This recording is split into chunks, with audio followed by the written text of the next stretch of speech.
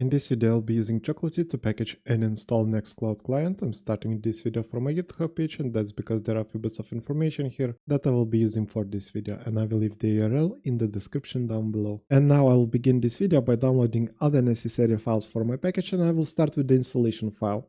And for that, I will use the link that I have here that brings me to the NextCloud client download page. Here I will expand download for desktop, and then I will select Windows 10 64-bit installer.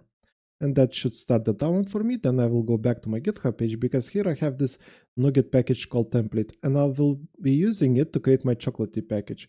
So I'll click on it, then I will click on the button right here to download the package, and then I will go to my downloads folder. And currently here I have my installation file and also my NuGet package. I will double click on the NuGet package, and it opens up with a NuGet package explorer. And because I will be packaging the installation file inside of my Chocolatey package, I will right click on tools. Then I will click on add existing file, and I will select the installation file that I have in my downloads folder. And as you can see, the installation file appeared here in my NuGet package. Now I'll double click on Chocolatey install and on edit. And now I will go back to my GitHub page because here I have this PowerShell snippet that will be responsible for executing the installation from the package. Basically, it finds this installation file inside of the package, it executes the installation, and after that it removes the installation file from the computer. So to copy this snippet, I will click on the button right here, then I will go back to my package and insert it here. And for this snippet to work, we need to provide few values. The first one is our installation file name. So first I will go to my downloads folder. I will right click on the installation file, select rename, then I will select the full name to include the extension, right click again and copy. Then I will go back to my package. I will insert the value here. Now for the package name, I will enter NextCloud client. Then for the file type, I will enter MSI because the installation file that I'm using has an MSI extension. After that, we need to provide silent switches because we want Chocolatey to execute the installation silently. And for that, I will once again go to my GitHub page, and here I have the silent switches that I will be using. So I will click on the button right here to copy the values, go back to the package and insert the values here.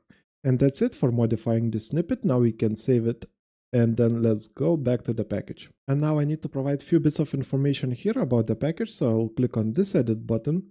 For the ID, I will enter NextCloud client.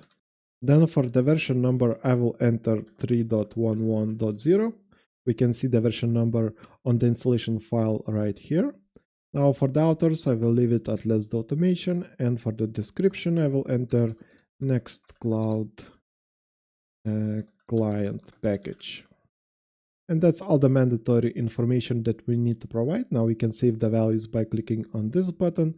And now we need to save the package. So for that, I will go to File, Save As, and I will be saving it in my downloads folder. And I will also use my downloads folder as my Chocolatey repository when I will try to install this package.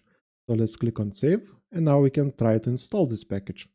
And for that, I will open my terminal as an administrator because we need administrative privileges to execute the installation. To start the installation, I will type choco install. Then we need to provide our package ID that we provided here. So it's NextCloud client.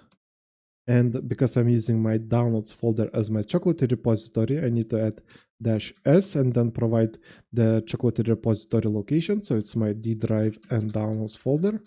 And I will also add -y, and let's press enter and let's see what's going to happen. And the package was successfully installed. If I go to my start menu, we can see NextCloud client in my recently added program list. If I click on it, it gives me the sign-in screen. And that's it for this video. Like and subscribe if you want to see more videos like this, and see you in the next one.